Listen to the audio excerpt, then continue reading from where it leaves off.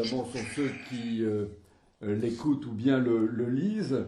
Parlant des ouvrages d'ailleurs de Rivonne, je voudrais souligner en particulier peut-être les deux derniers, qui sont des livres absolument magnifiques. L'un sur l'omniscience de Dieu et le libre arbitre de l'homme. Et puis, évidemment, on l'avait déjà présenté à l'Amitié judéo-chrétienne, ce superbe livre sur la Haggadah de Pessah, avec un très très long commentaire magnifique de Rivonne, et puis les peintures de Gérard Garouste, absolument magnifique. Comme d'ailleurs, je crois que c'était en 2016, Rivonne, je crois, le livre d'Esther. Hein, Oui. hein, c'est ça, voilà. Donc voilà, je vous engage vraiment à lire au moins ces deux ouvrages. Je dirais simplement que le rabbin Rivonne Krigier, et vous le savez évidemment, le rabbin du mouvement Massorti, hein, la synagogue du mouvement Massorti se trouve dans le 15e arrondissement de Paris, rue Georges Bernard Shaw, très belle synagogue. Je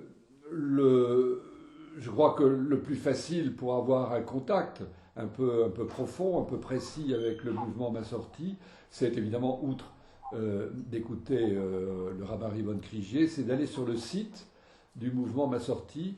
Le site, c'est le site Adat Shalom, A-D-A-T-H plus Shalom, hein, où vous trouverez un grand nombre d'articles et de vidéos. Hein. Donc je vous engage vraiment à y aller. C'est un facteur d'accès au judaïsme qui est tout à fait intéressant. Alors, je dirais simplement que la conférence du rabbin Rivonne Krigier s'inscrit donc dans le programme des travaux de cette année du service diocésain pour les relations avec le judaïsme et de l'amitié judéo-chrétienne de Bordeaux, qui est consacrée toute l'année à l'antisémitisme et à l'anti-judaïsme, un petit peu, si vous voulez, en application de la déclaration de la Conférence des évêques de France du 1er février 2021, d'engagement à lutter contre toutes les formes d'antisémitisme et d'anti-judaïsme. Et cette déclaration a été reprise par l'archevêque de Bordeaux au cours d'une manifestation le 26 mai 2021, où l'archevêque de Bordeaux a signé cette même déclaration et l'a remise très solennellement au rabbin de Bordeaux, le rabbin Moshe Tayeb, et au président régional du CRIF, Albert Massia. C'est donc dans ce cadre-là que nous faisons tous ces travaux sur l'antijudaïsme et l'antisémitisme au cours de cette année. Alors, à la fois dans son aspect positif et dans son aspect négatif. L'aspect négatif, c'est de montrer l'évolution, l'histoire, l'évolution, les mentalités de l'antisémitisme. Nous avons fait un grand colloque dimanche dernier, ici, à Bordeaux, mais c'est aussi le montrer dans son aspect positif, c'est-à-dire essayer de déconstruire un certain nombre de présupposés antisémites et de montrer, au contraire, hein, la vérité et la beauté d'un certain nombre de points forts du judaïsme attaqués malgré tout par l'antisémitisme. Et peut-être parce que ce sont des points forts, au contraire, que ce sont ceux-là qui sont attaqués. Alors, dans ces points forts, il y a donc l'élection. L'élection du peuple juif, hein, dans le texte évidemment de la Torah, ou ce qui est communément appelé de cette manière-là, hein, le peuple élu. Bon. Et donc, je disais, c'est un des points forts de l'antisémitisme, et donc c'est la raison pour laquelle nous avons ici souhaité pouvoir nous approcher d'une certaine vérité, hein, peut-être, de cette notion d'élection du peuple juif. Alors, évidemment, peuple élu, le qualificatif est un peu ambigu, des questions se posent à propos de ce qualificatif, et par exemple, hein, comme toute élection, hein, dans le fond, cette élection est-ce qu'elle ne comporte pas des limites? Autrement dit, est-ce que cette élection est inconditionnelle ou au contraire, est-ce qu'elle est assortie d'un certain nombre de conditions dans son exercice effectif? On peut se demander aussi s'il s'agit véritablement d'une élection.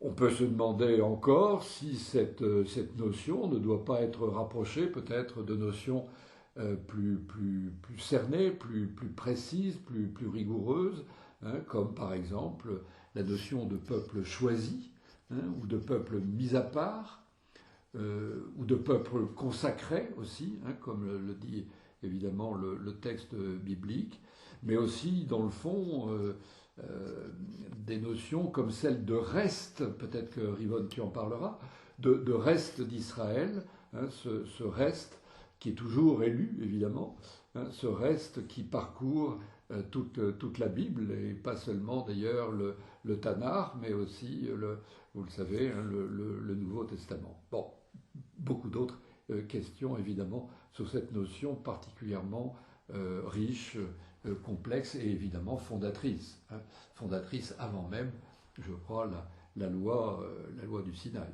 Bon. Donc nous souhaitons, si vous voulez, demander, hein, au rabbin Rivonne Krigier de nous aider, hein, à comprendre, hein, en quoi le peuple juif est ce peuple choisi ou ce peuple élu. Hein. Voilà. Rivonne, je te remercie infiniment pour ta fidélité, hein, à Bordeaux et pour ton amitié. Et une nouvelle fois, hein, nous t'écoutons avec le plus grand intérêt. Merci beaucoup Philippe, et merci pour cette très belle présentation qui dit des choses tout à fait importantes. Et je suis assez frappé par le fait que justement le cycle porte plutôt sur la question de l'antisémitisme et que au fond la question de l'élection est venue s'intégrer sur ou dans la question de l'antisémitisme parce que de manière tout à fait certaine les deux dimensions sont liées. Ça c'est peut-être un point que l'on va essayer de creuser aujourd'hui. Elles sont liées parce que l'élection irrite. L'élection induit l'idée, en tout cas peut au risque d'induire l'idée qu'il y a des personnes qui seraient privilégiées, qui auraient un statut à part, et que cela génère dès lors une rivalité. Mais il y a aussi quelque chose de beaucoup plus mystérieux autour de l'élection, quelque chose de presque métaphysique, quelque chose que d'ailleurs les chrétiens eux-mêmes ont appelé à travers l'histoire le mystère d'Israël. Je voudrais, juste pour que vous entendiez ça, le fameux écrivain, homme de lettres, Tristan Bernard, alors qu'il est arrêté en 1942, parce qu'il est juif, à cette phrase, en tout cas, c'est ce qu'il a, enfin, il avait souvent les mots d'esprit, et donc on suppose bien que c'est lui qui l'a prononcé. Il a dit, j'appartiens à ce peuple qu'on a souvent appelé élu. Élu, point d'interrogation, enfin, disons, en ballottage. Alors, vous voyez, comme nous sommes en période électorale, cela tombe bien, parce que finalement, ce que Tristan Bernard veut nous dire, c'est que une fois qu'on a prétendu poser une élection, en réalité rien n'est encore joué, et on verra, c'est un des arguments que je voudrais énoncer aujourd'hui, même quand on est entre guillemets élu, on essaiera de voir ce qu'il faut entendre par là, cela signifie qu'on est qualifié pour un second tour. Voilà ce que ça veut dire être élu. on est qualifié pour le second tour. Pour insister sur l'idée que ce n'est pas une fin en soi, l'élection ne constitue pas un État qui en soi confère des privilèges, le salut ou même une fonction éminente, parce que l'élection n'est que le début d'une démarche. C'est ça que je voudrais dire. Ça va être un point important que je vais essayer d'illustrer par l'un ou l'autre extrait de texte. Il n'empêche qu'il y a des courants, dans le judaïsme qui ont accordé au statut d'Israël une sorte de statut inné, une sorte de capacité innée, qui ne dépend pas de la volonté, ni même nécessairement de l'engagement des personnes. Et enfin, ce que je voudrais dire, et c'est pas peut-être le moins important, c'est que le peuple juif qu'on appelle souvent le peuple élu, ou qui aime s'appeler peuple élu, n'est en réalité pas du tout le seul peuple élu au monde. Pratiquement dans toutes les cultures, sous une appellation ou une autre, des peuples, des identités prétendent avoir une vocation singulière et d'avoir un rôle prépondérant de guide pour les autres identités, ou au-dessus des autres identités,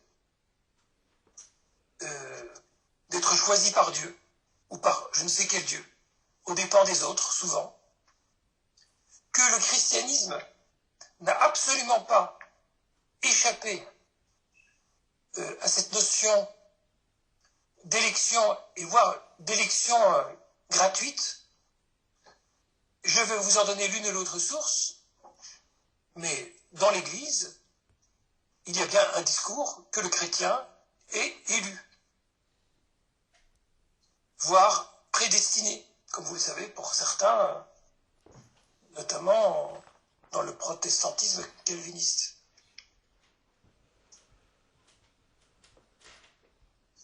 Voilà ce que je voudrais essayer de vous dire aujourd'hui. Finalement, déjà dans la Bible, il y a ce débat sur qui est le premier-né.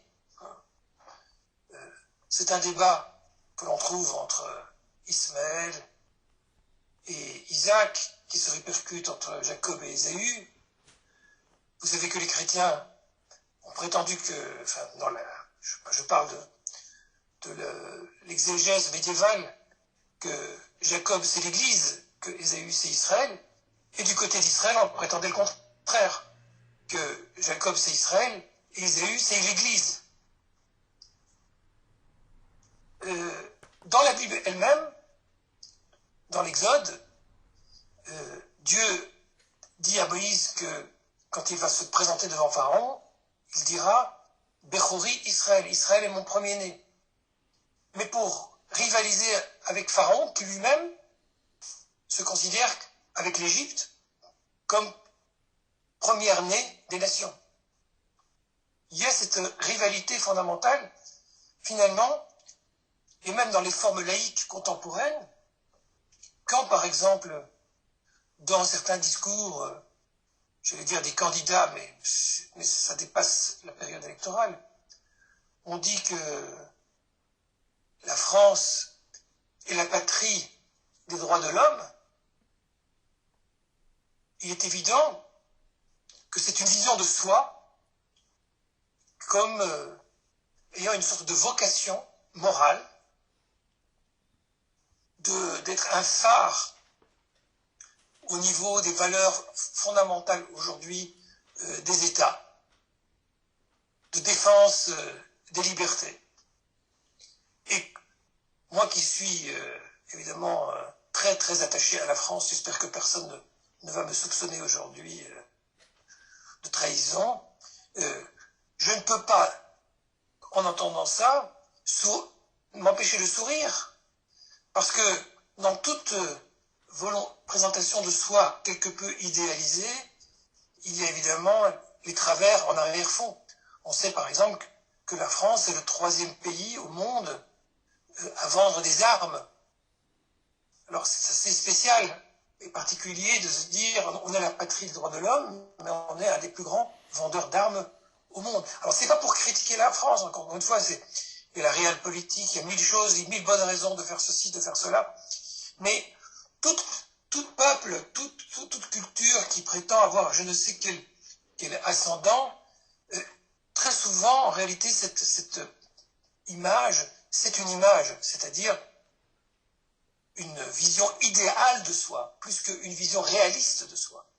C'est souvent une aspiration qui permet à un groupe de s'élever vers quelque chose qu'il pressent comme des valeurs fondamentales. Donc, quand la France dit, ou le représentant français, que ce soit le président ou un ministre, dit la France, c'est la patrie des droits de l'homme, il faut l'entendre beaucoup plus que comme une sorte de vocation collective, sentiment idéalisé de soi, que comme une réalité pleinement établie, mais la vocation en elle-même, c'est déjà quelque chose qui appartient à un groupe.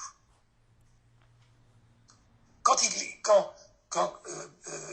est question de parler d'élections avec Tristan Bernard, quand il dit en ballottage, bien sûr, il décrivait sa situation où il était obligé de l'antisémitisme, mais il laissait entendre aussi que l'élection, c'est jamais quelque chose de gagné, que c'est quelque chose qui est perçu comme un idéal, et que face à cet idéal, on est toujours en reste, on est toujours en ballottage. Ce qui est intéressant et très fort et très troublant dans le propos de Tristan Bernard, c'est qu'au fond, on est très proche de la définition de l'antisémitisme de Jean-Paul Sartre, qui allait jusqu'à dire que, finalement, est juif celui qui est désigné par l'antisémite comme juif. C'est-à-dire est juif qui est haï parce qu'il est juif. Une définition très, très, très, très négative et qui montre que, paradoxalement, je reviens à ce que Philippe disait au départ, il y a une certaine forme d'antisémitisme radical qui, paradoxalement, élit le peuple juif. C'est-à-dire, la haine est tellement irrationnelle qu'elle laisse entendre que ce peuple a un statut à part, un statut suffisamment distinct pour qu'il soit l'objet de toutes les haines possibles. Et donc, l'acharnement antisémite, l'irrationalité antisémite, est paradoxalement un révélateur du statut singulier d'Israël. Je voudrais tout de même vous rappeler que Adolf Hitler, que sa mémoire ne soit pas bénie, a eu cette phrase célèbre qui a été reprise dans un ouvrage de Röchling, Hitler m'a dit, où il reprend des témoignages de propos qu'il a relevés du dictateur.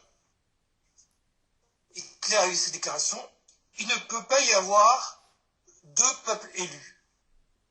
Nous sommes le peuple de Dieu. Ces quelques mots décident de tout.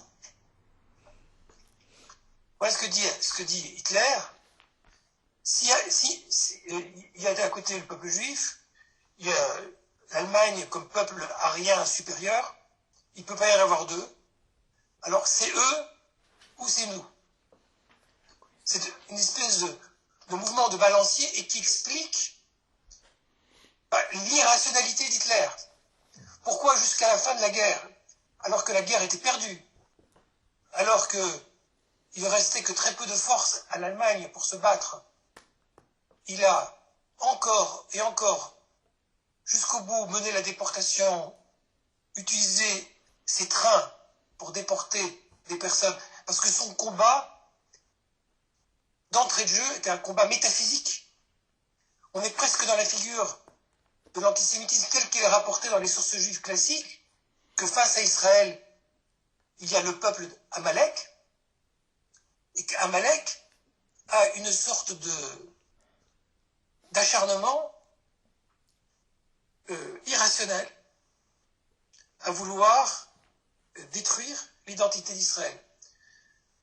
Comme si il existait une rivalité profonde. Et comme c'est le cas en amour et en sympathie, on ne peut pas expliquer, on ne peut pas s'expliquer les uns les autres, souvent, pourquoi on a de la sympathie pour telle ou telle personne, l'affection, de l'amour, ou au contraire, du mépris, du dédain. Mais voilà, les identités soulèvent ce genre de choses, et comme je voulais le dire, l'antisémitisme peut parfois conduire, peut plutôt révéler qu'on accorde à l'identité juive un statut singulier. Alors à propos, puisque j'ai déjà cité des mots d'esprit et que j'ai évoqué ce sujet, je voudrais également évoquer ce mot d'esprit, mais je ne sais pas à qui il est attribué, qui dit que un antisémite, c'est un philosémite qui hait les juifs, ou qui haït les juifs. C'est un philosémite qui a haï les juifs. Alors ça, c'est un propos très très intéressant, parce que, qu'est-ce que ça veut dire? C'est que dans la haine d'Israël, il y a souvent un mélange d'une part, d'animosité et de sympathie. C'est très paradoxal, mais c'est ce qu'on trouve déjà dans les sources de l'antisémitisme païen, avant même la naissance des formes autres de l'antisémitisme. Voilà, par exemple, je cite un texte de Menez Modjerski, qui lui-même reprend une formule de Marcel Simon, le fameux historien de l'histoire du christianisme et du judaïsme, qui disait, je le cite, « Animosité haineuse d'une part, sympathie admirative de l'autre, il y aurait eu, depuis l'Antiquité, un défi juif qui exclut l'indifférence. » Oui, c'est frappant. C'est frappant.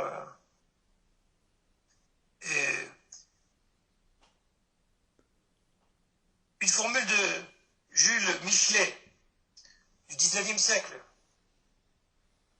à propos des Juifs. Faible, exposé, haineux, supérieur à tout, inférieur à tout. Oui, dans la même phrase, supérieur à tout, inférieur à tout. Oui, il y a une sorte de mystère autour de l'identité d'Israël qui fait que cela déclenche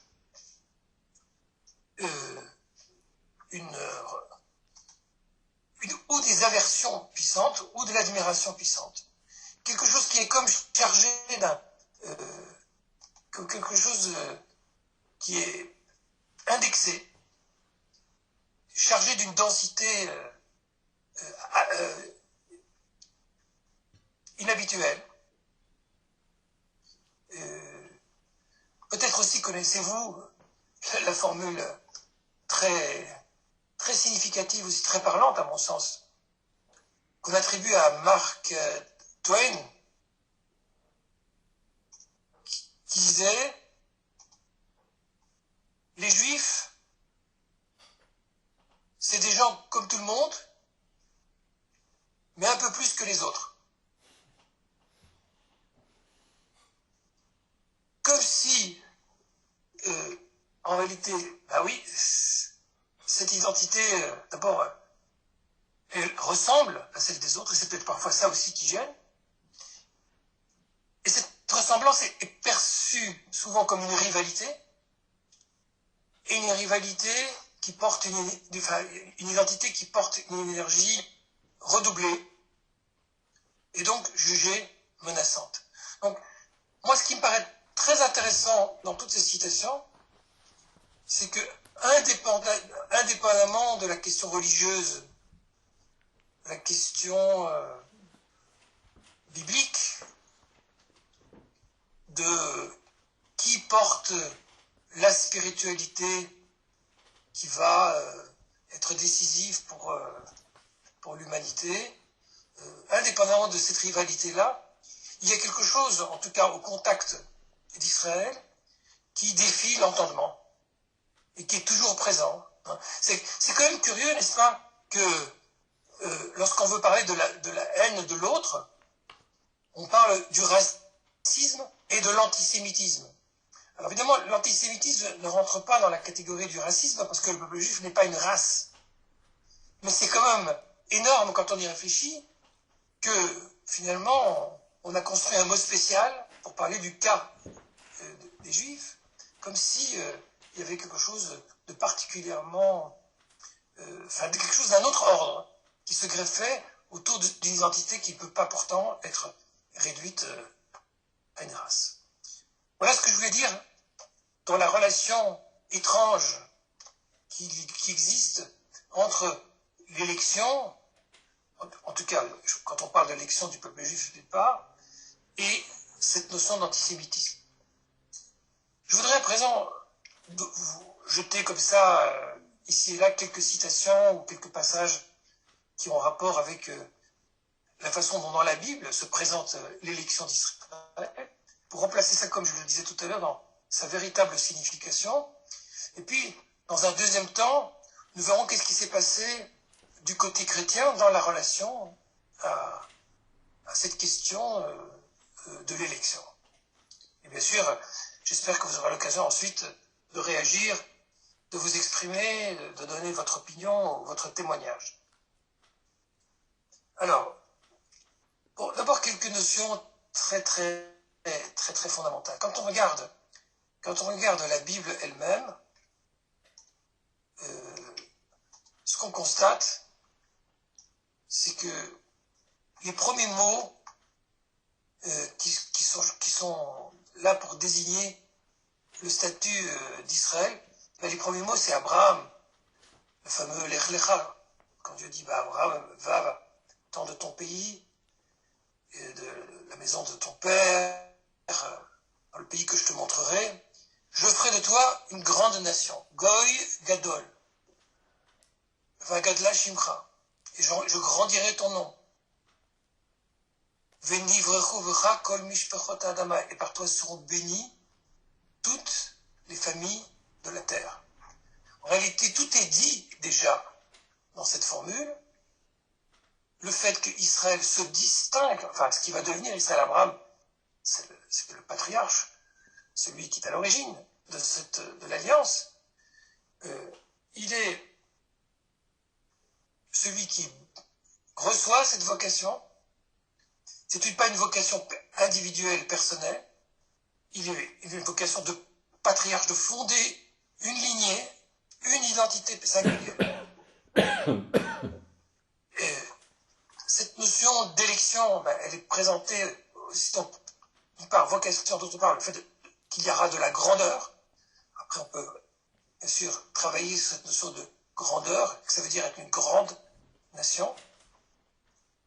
Et une nation qui porte la bénédiction. On voit bien que l'élection n'est pas ici un privilège quelque chose qui va donner je ne sais quel avantage, mais bien une vocation d'être une bénédiction pour l'ensemble des nations. Et même quand on va un peu plus loin, au chapitre 18 de la Genèse, que Dieu dit « Cacherai-je à Abraham ce que je vais faire pour lui, puisque Abraham doit certainement devenir une nation grande, Goy Gadol, hein, on revient à cette notion, et quand lui seront bénis toutes les nations de la terre, il est dit qu'il y ait d'actifs, car je l'ai connu, c'est le mot connaître qui est utilisé, afin qu'il commande à ses fils et à sa maison de garder la voie de l'Éternel, faire ce qui est juste et droit, la sot tzaka ou mishpat, pour que Dieu amène sur lui tout ce qu'il a promis à son égard. Donc, le mot le choix ici, c'est pas le mot choisir bechor, bocher, qui est utilisé, mais le mot yado, connaître. Connaître, en hébreu, a toujours une connotation d'intimité, de lien étroit. Voilà. J'ai créé un lien étroit avec ce peuple, mais dans un but bien précis, pour qu'il pratique le droit et la justice. Donc, vocation à être bénédiction, c'est bien parce qu'il est censé porter un certain nombre de valeurs, et on comprend de manière évidente qu'on ne porte pas des valeurs si on ne les incarne pas, si on ne les réalise pas. Donc, l'élection est un but, est une vocation, ce n'est pas une réalité acquise. La seule chose qui est acquise, entre guillemets, et ça fait la singularité du peuple juif, c'est que on n'entre pas dans les ordres par vocation, mais on l'est une fois que on est attaché à la destinée de ce peuple, et ça nous tombe dessus sans qu'on ait rien demandé une fois qu'on est juif, parce que cette vocation est portée par le projet identitaire même, le projet même de la famille, c'est son ADN en tant que peuple. Mais évidemment, ça ne signifie pas qu'on se montre à la hauteur de cela. C'est un but, quelque chose qu'il faut essayer d'accomplir.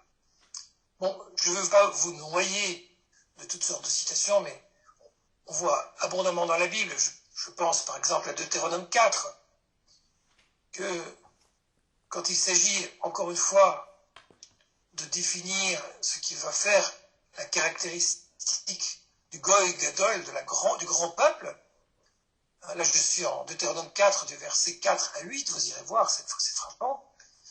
Peut-être que d'ailleurs je vais vous montrer la source. Attendez, je vais vous montrer ça.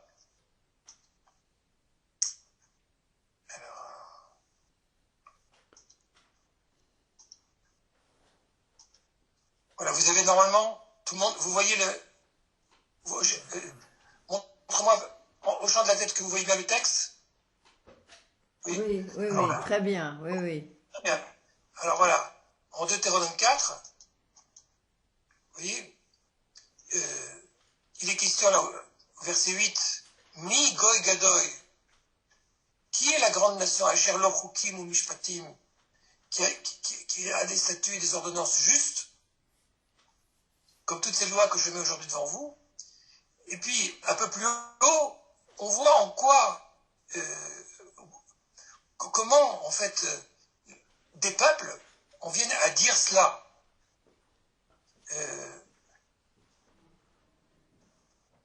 Voilà, je prends le verset 6. Vous garderez et pratiquerez ces lois, car cela sera votre sagesse et votre intelligence aux yeux des peuples qui entendront tous ces statuts et diront: quel peuple sage et intelligent que cette nation, car quelle est la grande nation, etc. Donc là, c'est très intéressant, parce que selon ce verset, ce n'est pas Dieu qui élit Israël, mais c'est les peuples eux-mêmes qui témoignent, qui observent le comportement d'Israël et qui font la remarque: quel peuple sage et intelligent. Alors, cet énoncé n'est pas la description d'une réalité, c'est la description de l'idéal tel qu'il est posé, et au fond de ce qu'est la véritable élection. Il n'y a rien de plus honteux finalement que de se prétendre élu. C'est comme se faire sa propre publicité. C'est pas très élégant. C'est pas très élégant et ça n'a pas de valeur parce que la preuve qu'il y a élection, c'est qu'elle soit effectivement reconnue pour sa valeur. Et ce qui est important ici dans l'élection, c'est que ce que j'appelle le second tour des élections, c'est que les peuples reconnaissent à Israël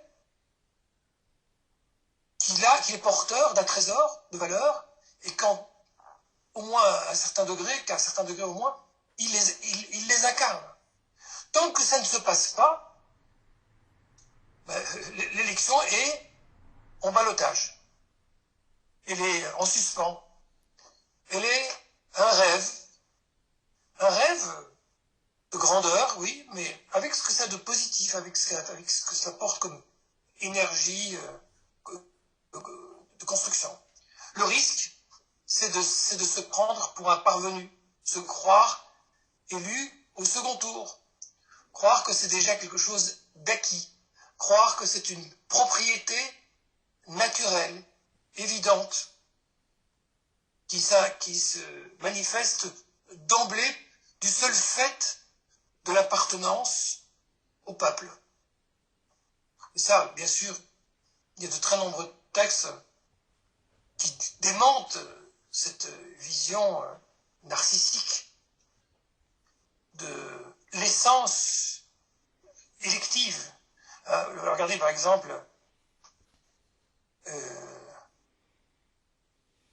en Deutéronome 26, tu as fait promettre aujourd'hui à l'Éternel qu'il sera ton Dieu pour que tu marches dans ses voies. Tout ça est assorti de l'engagement. Le lien avec Dieu est forgé par l'engagement. Sans engagement, c'est dénué de signification.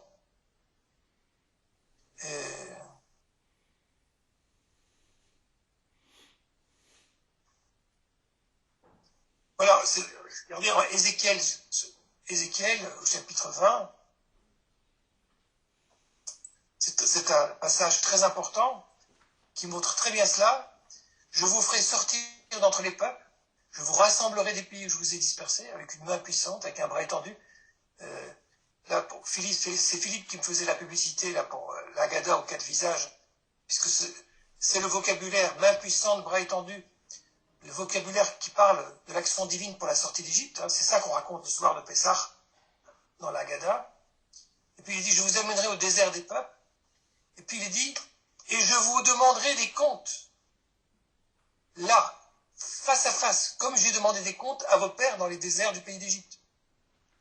Qui a fait Itrem. Nishpati et avotechem. Voilà. Nishpati Itrem. En fait, le peuple doit rendre des comptes. C'est absolument pas une élection qui est d'emblée accordée sans prix. Ou bien dans Amos, là c'est très explicite. Je voudrais que vous entendiez l'hébreu. Parce que là on est vraiment au cœur du sujet. Regardez le verset 2 là. Rak etrem yadati mikol mishpachot adama. Seul je vous ai reconnu, je vous ai connu, élu, d'entre toutes les familles de la terre. Et puis, c'est assorti de, c'est pourquoi, Alken, efkod alechem, et kol avonatem. Je vous ferai rendre compte de toutes vos iniquités. C'est un verset très explicite qui associe l'élection au devoir. C'est l'élection devoir. C'est pas l'élection privilège. Amos, chapitre 3.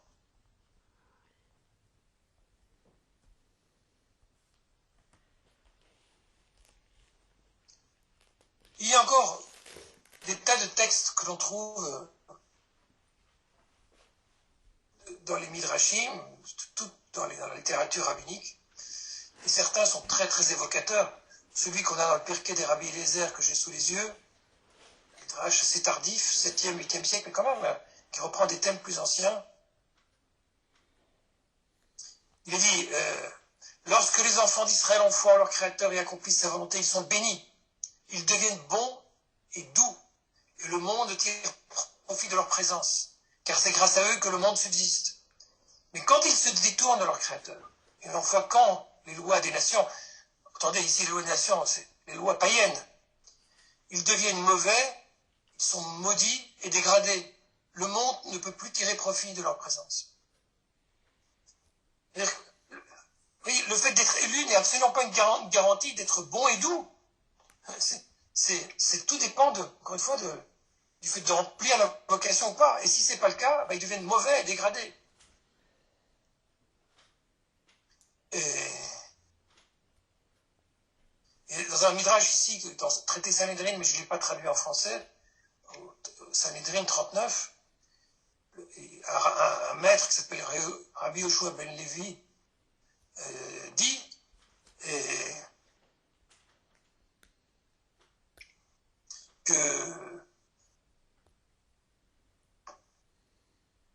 que parfois ils sont transformés dans les plus mauvais parmi les nations plutôt que parmi les meilleurs parmi les nations.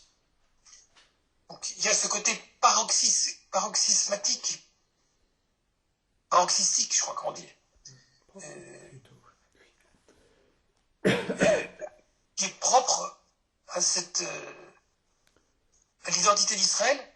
Quand on est bon, on est très bon. Quand on est mauvais, on est aussi très mauvais. Oui, c'est pas cette espèce de côté catalyseur qui est attaché à l'identité juive peut jouer de manière négative aussi. Rien n'est acquis, définitivement. Mais je vous le disais, et je veux être très honnête, parce que dans une civilisation, il y a des courants d'idées, il y a des groupes qui sont plus sensibles à tel ou tel aspect. On a, on va dire, grosso modo, au Moyen-Âge, deux grandes écoles. Celle de Maïmonide, XIIe siècle, celle de Rabbi Yehuda Halevi, plutôt XIe, rabbin espagnol. Rabbi Yehuda Halevi, je ne sais trop où il a été tiré ça, mais pour lui, l'essentiel de l'identité juive se joue d'abord dans le caractère inné du peuple. C'est quelque chose qui est de l'ordre de la nature, dans l'ordre du monde, j'ai envie de dire aussi dans l'ordre hiérarchique du monde. Pour Rabbi Yehuda Halevi, Israël a un statut à part, un statut qu'il qualifie de prophétique. Il porte en lui, dit-il, la chose divine. Et c'est quelque chose qui est lié à sa nature.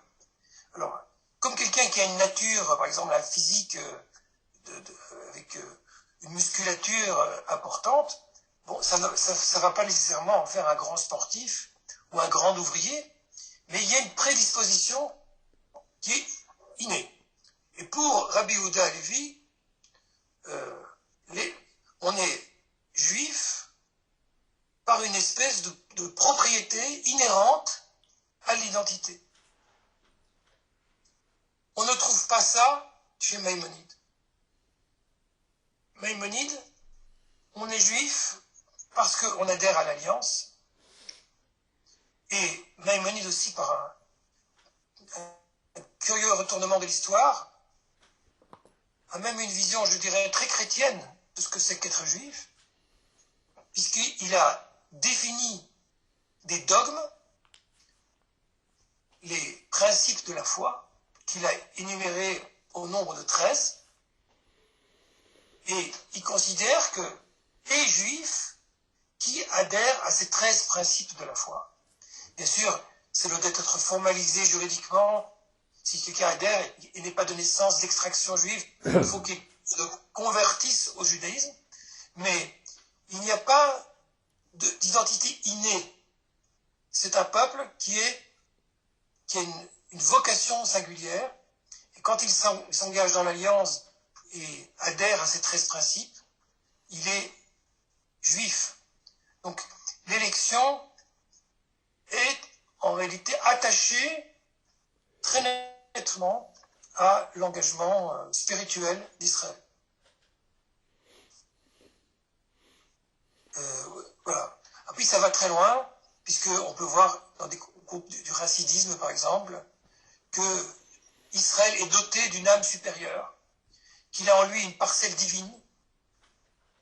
L'âme d'Israël est perçue comme une partie du divin d'en haut. Ça ne veut pas dire que tel individu d'Israël est divin, mais que chaque individu porte en lui une étincelle divine,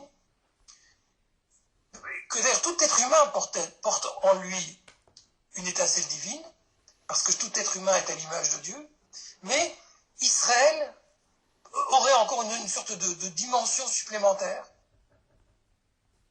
parce qu'il y a des degrés d'âme, et ça c'est une vision très très singulière portée par certains courants mystiques du judaïsme, et qui n'est pas reçue par l'ensemble. On ne trouve jamais un tel discours, par exemple, chez Maïmonide. C'est presque une vision raciale de ce qu'est l'identité juive, avec un statut singulier, mais comme je le dis, c'est objet d'un débat, de vision discutée et discutable à l'intérieur du monde juif.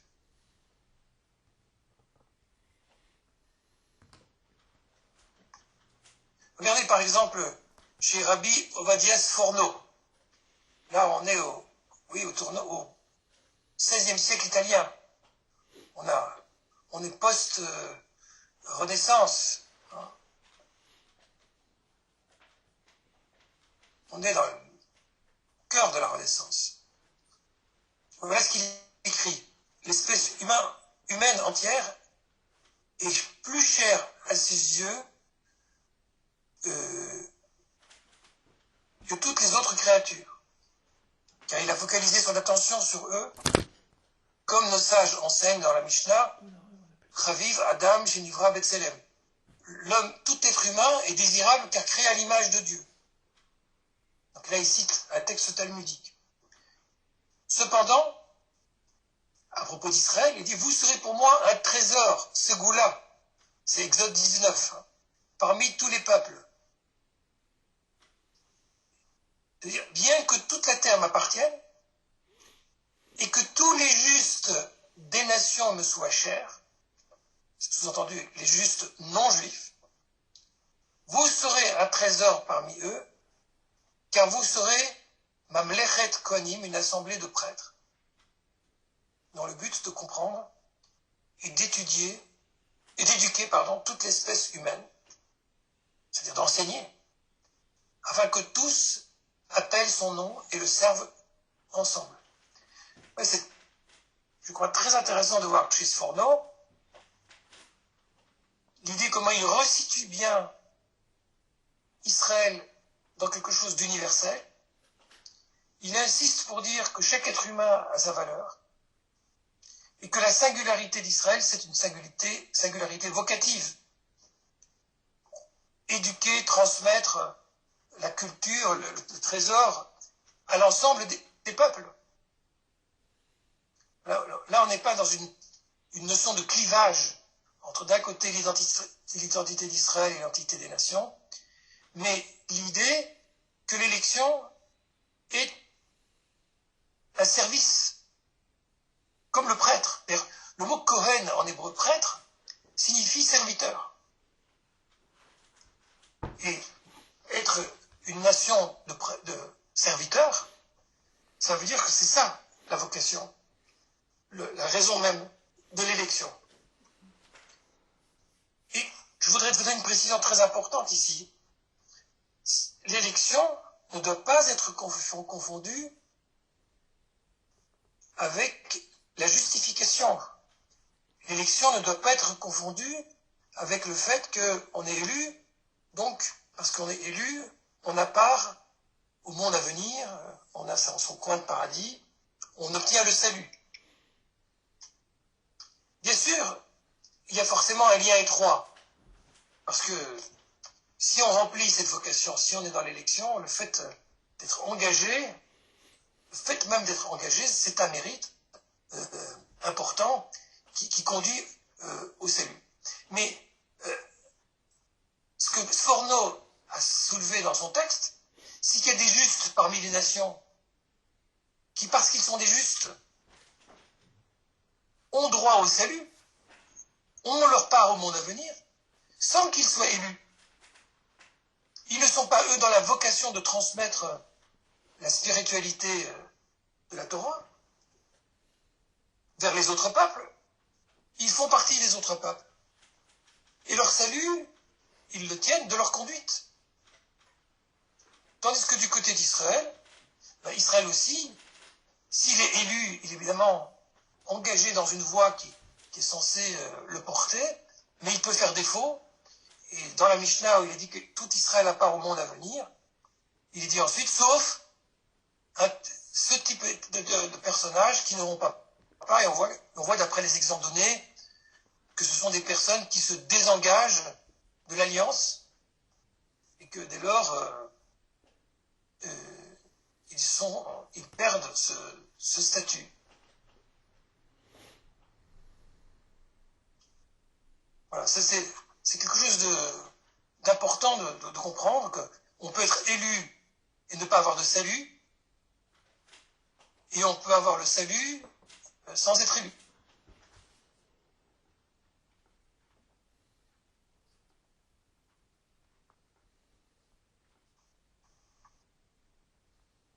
On trouve des textes aussi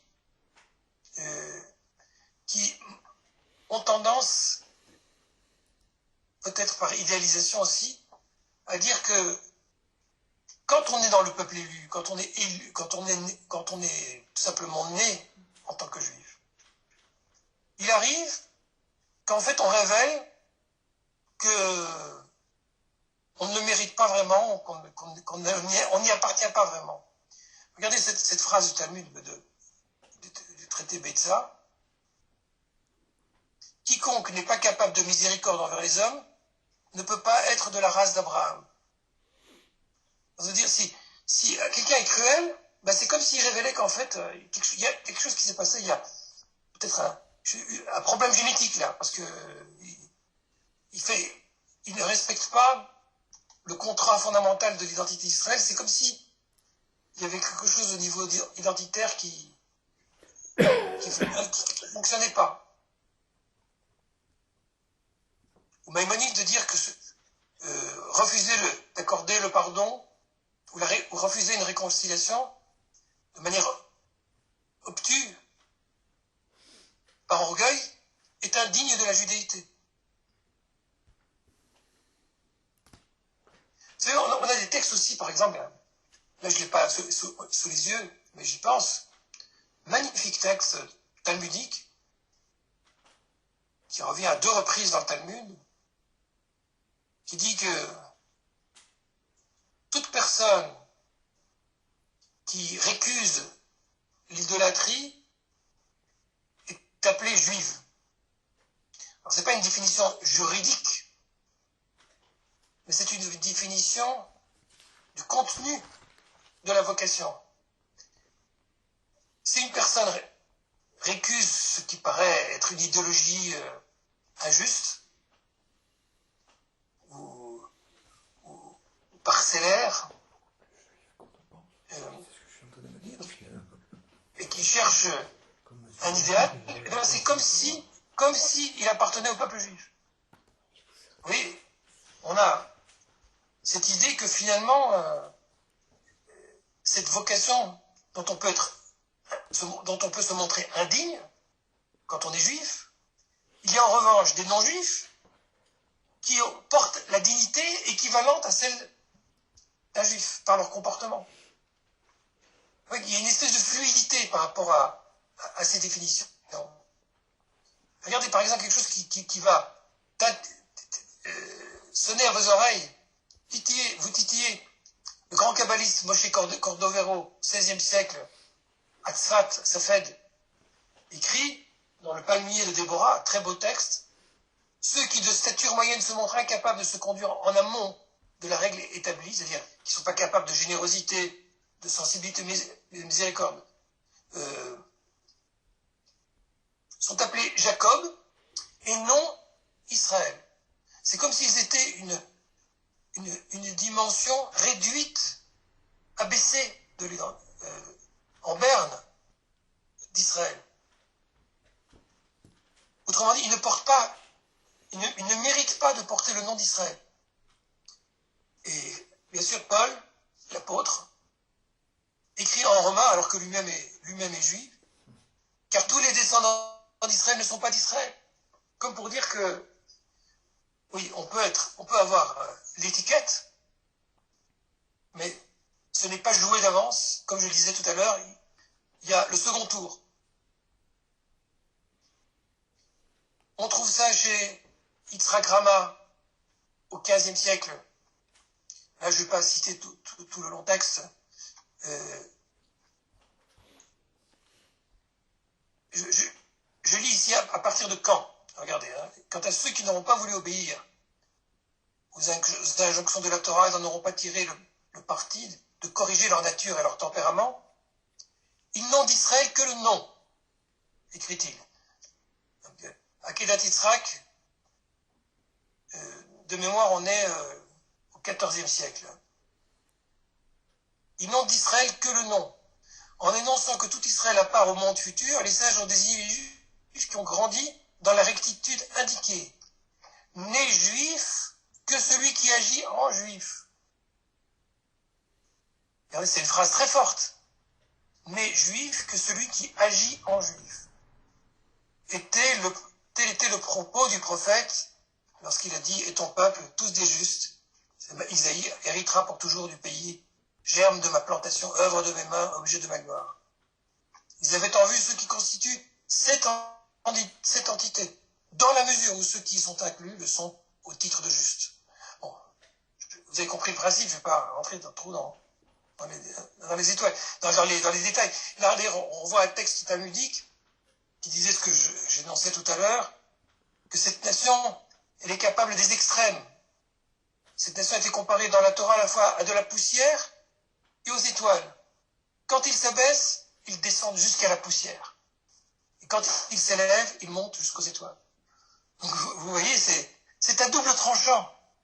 Cette identité, elle peut se montrer problématique. Alors, je voudrais conclure cette partie et dire tout simplement que voilà, on a ici clairement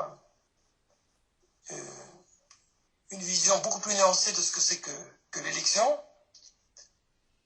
Et je voudrais souligner le risque toujours existant pour toute personne qui se pense élue, c'est-à-dire dans une vocation. C'est le risque de fanfaron, le risque de s'y croire. Vous qui êtes lecteur de la Bible, on a un très très bon exemple de ça, de cette fanfaronnade, c'est celle de Joseph, le jeune Joseph, qui découvre à travers ses rêves qu'il est porteur d'une vocation. Et qu'est-ce qu'il fait? Il court auprès de ses frères et il étale ses rêves sans prendre en compte tout ce qu'il va susciter comme rivalité, comme jalousie, comme mal-être à ceux auprès desquels il se vante, en somme, en les voyant se prosterner devant lui. Alors qu'en réalité, il se prosterne devant lui non pas pour qu'il les a servis, mais parce que, comme ça va se révéler plus tard, il va être leur planche de salut. Mais Joseph, le jeune Joseph, fanfaronne, s'empare de l'étiquette de l'élection et déclenche la haine. Donc, oui, on peut dire aussi que même s'il ne faut certainement pas dédouaner les antisémites qui ont toujours de bonnes raisons de haïr, quand Israël fanfaronne, eh bien, c'est un facteur d'augmentation de la haine et non pas d'apaisement. Il est indécent de se présenter comme peuple élu, comme quelque chose d'acquis. Et forcément, cela soulève l'irritation et un sentiment d'injustice profonde.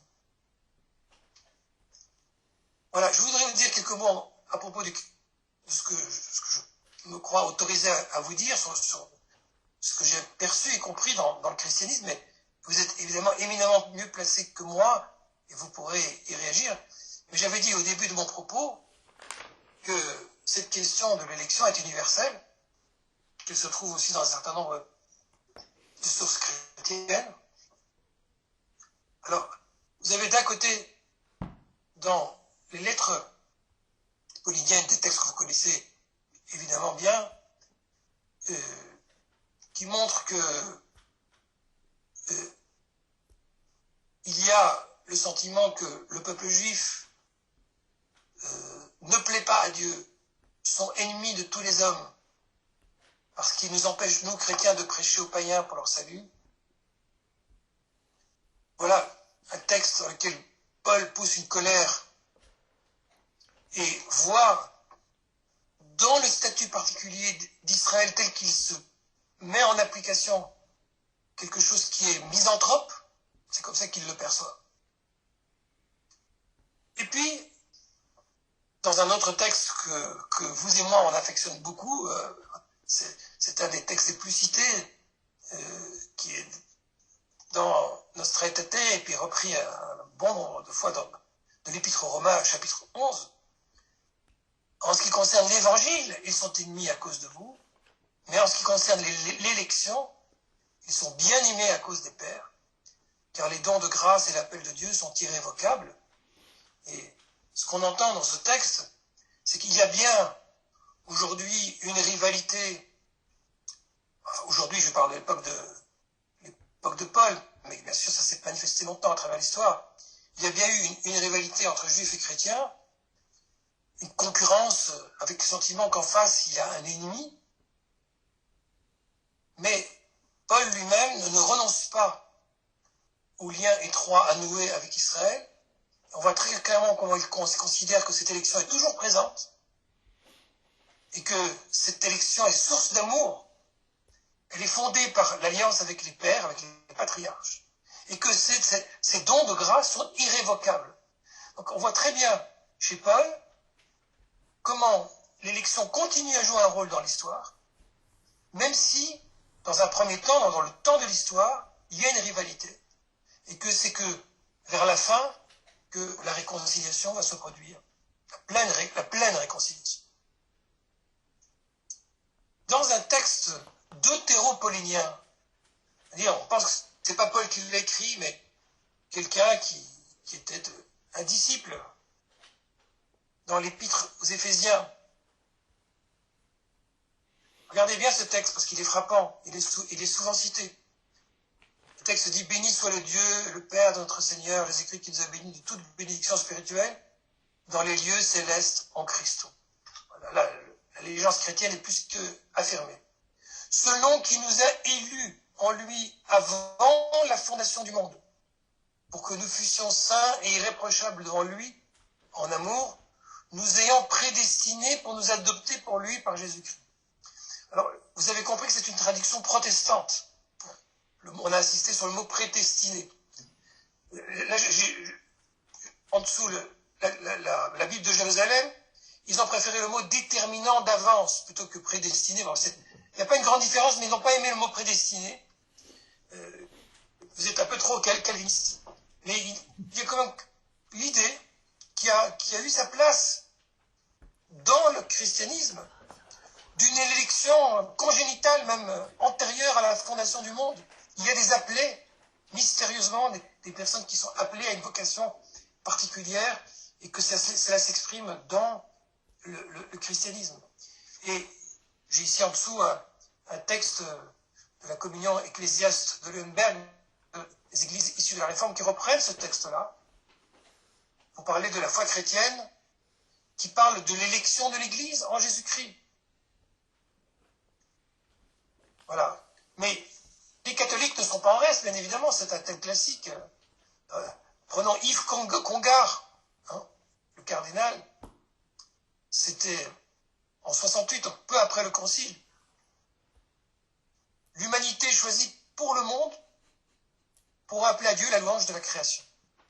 Israël est choisi pour l'humanité pour être comme le témoin et le prêtre de Dieu au milieu des hommes. Et au fond, le peuple juif a gardé comme la marque de son élection, même quand il la profanise, le sentiment de cet idéal et de cette vocation. Minorité au service d'une majorité, dit de lui Jean Weil. Mais Israël, pour nous, c'est maintenant l'Église. Nous devons appliquer à notre christianisme le même sentiment d'être cette minorité représentative de l'ensemble, spirituellement chargée du destin final de tous. Alors, encore une fois, on est après le concile, mais on est en bordure du concile. On est dans un texte où on est encore finalement dans la substitution, puisque ce texte dit que Israël, maintenant, c'est nous, c'est les chrétiens. Mais ce qui est intéressant, c'est qu'il reconnaît, il a bien saisi que le peuple juif garde la marque de son élection, même quand il ne la profanise pas, et qu'il y a quelque chose qui est toujours présent, qui est toujours là. Simplement, il dit que nous, les chrétiens, il faut qu'on fasse la même chose. Il faut qu'on soit, sinon, tout Israël comme Israël, et qu'on se l'applique à soi. Et ça, c'est tout à fait significatif de l'idée que oui, l'Église a considéré qu'elle était maintenant porteuse de la vocation, que c'était elle qui avait ce statut d'élu. Donc, quand on a reproché à travers l'histoire au peuple juif de se prétendre le peuple élu, en fait, le problème s'est reporté sur l'Église même. On n'en est pas sorti. Voilà, on parle, ou bien ça c'est dans le catéchisme de l'Église catholique, l'épiphanie manifeste que la plénitude des païens acquiert la Israelitica dignitas. C'est-à-dire qu'il y a cette idée, voilà, que le chrétien reçoit la dignité d'Israël, on demande son statut d'élection. Et bien sûr, je passe sur toutes les notions de nouvel Israël.